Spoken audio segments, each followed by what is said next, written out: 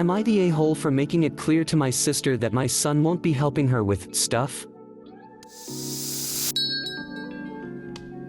My 8-year-old son has dyspraxia, which is a neurological condition that affects coordination and movement, for anyone who has never heard of it before.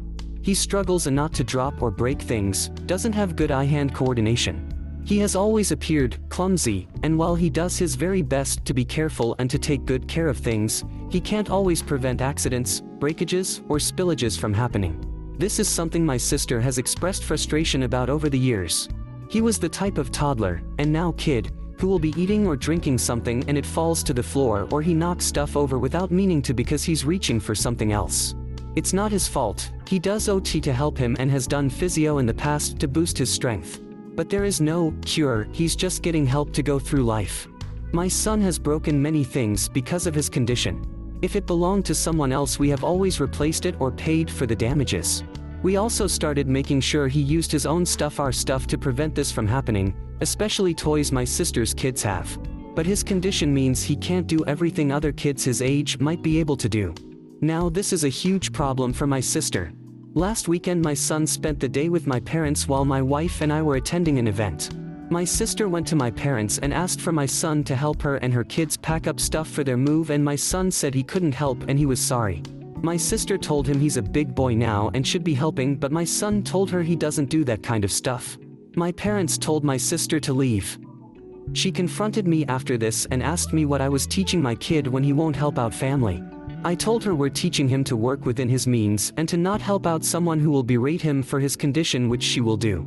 She said we're coddling and spoiling him, that he's more than old enough to learn how to be more careful, to do better and to cause less accidents and make fewer mistakes, and he needs to learn to help family. And we need to make him do stuff for family to be good parents. I told her my son will never help her with stuff because she lacks the compassion and understanding that his efforts would require.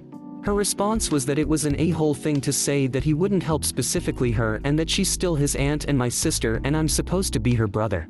I told her she's supposed to be my sister and my son's aunt, but she edges on bullying him over this, and it does not make her a suitable person for him to try helping out. She asked me for an apology and for me to make this right. She told me I owe her that much at the very least. Am I the a-hole? Not the a-hole. Has your sister even tried to understand your son's condition? Because it sounds like she's just chalking it up to a clumsy kid who needs to learn how to be more careful, when that's not the issue here at all. You're a good dad for not subjecting your son to the bullying of an aunt who cannot respect and take into account his limitations, and it shows in that he felt comfortable standing up for himself. She has never tried to understand it. I have attempted on more than one occasion to explain it to her, and I even gave her the information pamphlet we got on the condition when it was first suggested our son might have it. She keeps saying it's an excuse, and plenty of clumsy people learn to not be clumsy once they do something reckless enough and end up in enough trouble. I find it odd to ask an 8-year-old to help a family move. Usually you'd want kids that age out of the way so adults and older kids can do the work. This smacks of a setup for your sister to straighten your son out without you around to protect him. It's great that your son refused and your parents made her leave, but your sister has a weird axe to grind here. She shouldn't be around your son at all. What is she trying to prove? That she's a better parent? Is she jealous of you? I think so too. Especially given the fact she knows he would drop stuff and knock stuff over if he were to try and help. My sister judges us for not fixing the issue by now.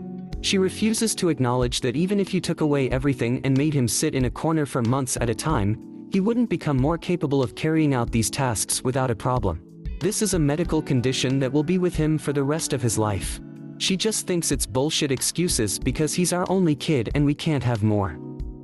It's like she's setting him up to fail so she can berate him. He can't win either way. You're not the a-hole. She asked me for an apology and for me to make this right. I'm sorry you lack basic understanding of my son's condition. I'm sorry you lack the empathy to understand it's not about coddling him, it is helping him manage his condition. To make this right, I am forwarding you several links to websites that will help you understand. I am also sending you a book on etiquette. Not the a-hole even if your son didn't have a disability. It's fucking rude of her to try and press gang him into helping her pack to move. He's not a slave she can pick up and cart off for manual labor when she feels like it. 1. Your sister doesn't think your son's disease is real and he should grow out of it. I also tell people without legs to stop being lazy and to stand up. 2. Your parents are great for understanding and for telling your sister to leave. 3. Well done on telling your sister to not be a dick. Am I the a-hole for not taking my best friend's parenting advice about my baby's diet? I, a 20 female, have a best friend, 21 female, named Lana. Lana had a baby girl called Lucy about 9 months ago. I was super excited when she was pregnant because we would get to be moms together, as I have my own baby girl, 1.5 female, named Gogi, and we could navigate these things together. I am a single mom, and Lana is not. Because of this, I am constantly working and my mom babysits while I'm gone. I don't have a lot of time to do food prep, so my mom makes homemade purees for Gogi as she loves cooking. I finally had a day off today, and I invited Lana over and told her to bring Lucy for a play date. Around noon, I went to the fridge to grab some baby food for Gogi, and Lana took out her chopped pasta.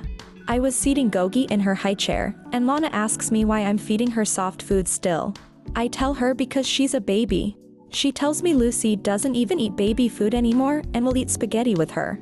I told her that's good for her, but Gogi likes her grandma's food and it's better for her. Lana won't stop harping about how worried she is for Gogi and how she may have a deficiency diet. I was trying to be nice at first, but I snapped. I told her to please mind her own business, and whatever my mom is making her is way better than SpaghettiOs or whatever the hell Lucy is eating. Gogi is fine. Gogi is healthy. Gogi is happy. And to please buzz off. Lana got teary-eyed and said she had to go and left. A little bit after, her boyfriend texted me saying I should apologize and do some research because I broke her heart when she was just trying to help. I'm just frustrated, honestly. Am I the a-hole? Everyone sucks here. Your friend probably shouldn't have pressed you so hard, although she's right. Gogi should have been moving from purees to solid foods 9 months ago, so please discuss this with her pediatrician. On the other hand, Lana shouldn't have come so unglued by your, admittedly very rude, resistance to her suggestion, and involved her boyfriend in the drama. Agreed. It's essential that babies move to solid foods at the right age, or they literally won't learn how to chew and will need feeding therapy. Hopefully it's not too late for Gogi. And if Gogi was having issues with eating solid food, then Gogi needs to be seeing an occupational therapist. That's what we had to do with my little guy. I seriously don't understand moms sometimes. And I'm a mom of 2, 4-year-old and 6 weeks. You got so defensive so fast. Fact is, she's right. You introduce solid food slowly at month 6. Your pediatrician can confirm that, it's very common. But more importantly, this is your friend. Your friend is trying to help you and giving you advice, just like she would if it were any other topic. And instead of discussing it like an adult, you treated her like she had personally attacked your parenting. Honestly, think about the interaction as if it wasn't you involved. I have a feeling that you already felt like the food was a problem and had concerns. Otherwise, you wouldn't have gotten so mad. You are the a-hole. Your friend is right. At 1.5 years old, your child's meal should not be puree. Fruit or veg purees, homemade in a reusable pouch or shop-bought, can still be a great snack, especially on the go, or even as an addition to a meal, but it should not be the whole meal. A 1.5-year-old can eat almost anything an adult eats. Everyone sucks here. Your friend should have backed off when it became clear you weren't interested in her advice. However, there are way nicer ways to tell a friend to mind their own business than buzz off or whatever. That said, please discuss your toddler's diet with her doctor, if you haven't already. A 1.5-year-old should not still just be eating purees. You are the a-hole. I don't understand the people saying Lana is everyone sucks here. Lana was giving you factual information. Just because you didn't like it doesn't mean she's not right. I don't have children, but even I know your child should not still be on purees. Am I the a-hole for walking away from my pregnant wife on the beach? So we parked the car at the beach, which is about 100 meters away from the sea, and started walking up. My wife is almost 7 months pregnant and is quite a slow walker. I pulled ahead about 15 to 20 meters to get a lay of the land and to see how busy it was, etc. My wife claims when I pulled ahead I didn't turn back to check she hadn't fallen over once. I was not that far ahead, and I easily could have hurt her if anything had happened. I think she is being unreasonable because it doesn't seem like a big deal. We have a very good relationship, we rarely fight, but this seems to have really got under her skin. Am I the a-hole? Edit. We're on holiday in a foreign country and it's significantly hotter than a temperature we're used to. I'm also 6 feet 4 inches and she's 5 feet 1 inch. You are the a-hole. You pulled ahead on foot? As in you just walked away ahead like you weren't going somewhere together? If you were going to the beach together, why didn't you walk beside her? I imagine this is something you've done before, especially considering your height difference. It literally takes more steps for her to keep up with you. Is she slow or just shorter than you and pregnant while you're impatient? I hate this. Why not walk beside the person you are with? It is the normal thing to do. You're with someone, you walk together, not just wife but anyone. If you want to sprint ahead for some reason, the polite thing to do is to tell the person this before sprinting away. As the shorter slower in most relationships, it is annoying having to semi-jog to catch up constantly. I do understand that it probably is as annoying having to slow down. I get losing patience and wanting to go ahead, but she can't jog as easily anymore. And this is your pregnant wife and kid. You should want to walk beside her. And after the edit, yes, you are the a-hole. She isn't as comfortable as she normally is, and now it's significantly hotter than a temperature we're used to. I want my guy with me, not 20 meters ahead. That's almost a block. Yeah, like I'm a natural speed walker, but I'm also aware that my casual pace is quicker than most people. Solution: I just follow their speed. It's honestly probably a good reminder to myself to slow down and smell the roses. The general consensus seems to be that I am indeed you are the a-hole. I talked to my wife about it and she has told me now how frustrating it is not being able to keep up with me and how she's really starting to feel the later stages of her pregnancy. I confess I did not fully consider how me going ahead was impacting her and how it was making her feel. I love my wife and I will be taking extra care of her going forward. To all the long-legged people like me reading this, don't rush ahead. Am I the a-hole for evicting my brother and his family from the house I have inherited so my daughter can live there? I, 40 female, have a daughter, Caroline, 17 female, my brother, Adam, 34 male, is married and has 2 kids under the age of 5. Back when I was in my 20s, our great-grandmother ended up with an illness which required someone to take care of her. This ended up being me as everyone else was busy with their lives and I have only recently graduated from uni back then. Due to this, when she passed away, I have inherited the house she lived in, which is a small 2-bedroom. I have lived there until I got married and me and my husband ended up moving to a bigger property. About a year later, my brother asked if I'm willing to rent it out to him, which I agreed to do, but have warned him I will need it back when Caroline turns 18, she was 3 at the time, since it is very close to universities and city center. Legal agreement was drafted for the rent, significantly below market value, so everything was followed by the book. About a year ago, I have informed my brother about needing the house back as my daughter is going to be 18 and I would like to have some repairs done before she moves in. My brother ignored me, so I have issued him notice to vacate, which was also ignored. As he continued to ignore me, I had no choice but apply for a court order to evict them, with hearing taking place last month. Last week, him and his family were officially evicted. Upon getting into the house, I have noticed it was in horrible condition and it would take a few months just to make it somewhat habitable, let alone do redecorating or repairs. I have raised this with my brother since he was meant to look after the house and let me know of any repairs, but this talk ended up in an argument where I was called an a-hole for evicting him and his family so my spoiled daughter can live by herself and not giving them enough notice. They had just over a year to find something suitable. He also said I have inherited the house by cheating. My parents are on his side since Adam and his family live with them. Not the a-hole. He's lived there for roughly 14 to 15 years, paying substantially below market rent prices, which should have allowed him to save a considerable sum to put towards a home of his own. He clearly chose not to, as he had to move in with your parents. His life choices are not your problem.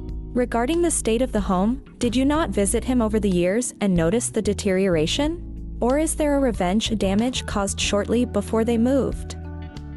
A bit of both really, as well as clever placed furniture, so it wasn't noticeable up until now.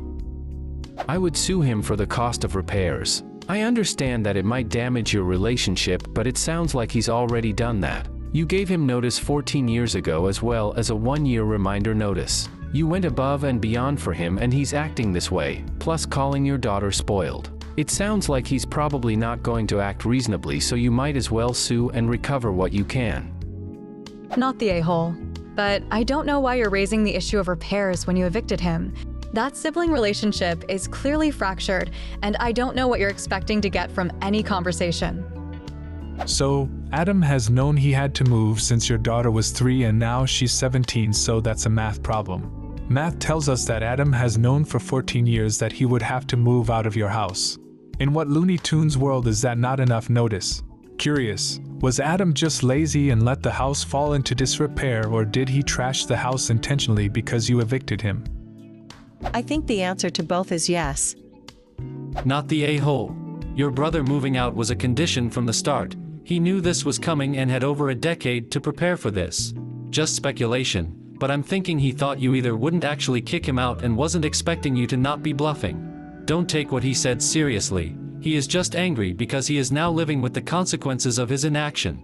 You did not get the house by cheating, you got it through an act of compassion. Your daughter isn't spoiled for getting the house you own. He was spoiled for the past 15 years by paying a below-market rent and now has to enter the real world. And your parents are only on his side because they have to put up with his complaining and want to push him back on you. Besides, he broke your deal by not taking care of the house like he agreed to in your initial agreement.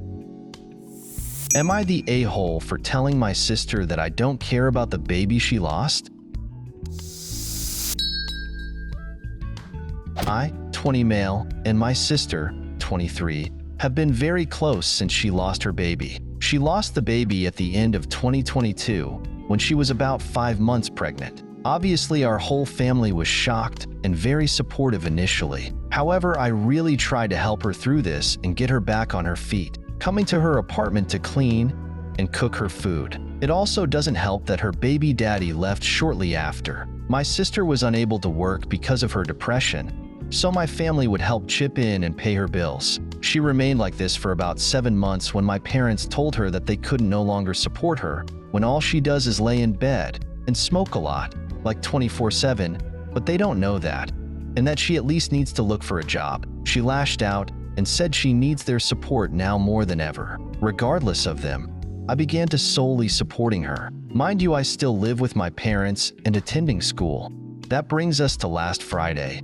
I have about 3 semesters left of school and money has been getting tight. I told my sister that I really need to start saving and that she needs to get a job or just move back in. She lashed out on me, saying that I could never understand, 100% true, and that I was a terrible brother for even mentioning it. I said, "Excuse me? I've paying for your bills for over a year and have been the only one trying to help her get over this." She began yelling at me and calling me terrible names. I just snapped and said I don't give a fuck about her dead baby. I did none of this for that baby. I helped her because I love my sister. I want what's best for my sister. I want her to recover. I told her this and she started attacking me. I just left. The next morning my parents sat me down and told me what I said was very wrong and rude. I explained what happened and how I still continued paying her bills after they stopped. They just were quiet and then just left. My mother grabbed my shoulder and told me that my sister started to apply for jobs. I really feel bad, but also to a certain degree it worked, and she is at least looking to work. I know my sister will forgive me eventually, but I still feel bad. Am I the a-hole? You shouldn't have said you don't care about the baby, but she was clearly in a hole she had no intention of climbing out of. And sometimes the only way to help people like that is to toss in a stick of dynamite and blast them out, which is precisely what you did. The question is, how much did it help? And I have a feeling the answer is not a whole lot. Everyone sucks here. Not the a-hole. You probably could have handled the argument with your sister better, but you went way above and beyond to support her, and honestly, it sounds like she was taking advantage of you. At the end of the day, we're all human, and financial stress combined with being insulted by the largest source of said financial stress is enough to push anyone to the edge. Not the a-hole.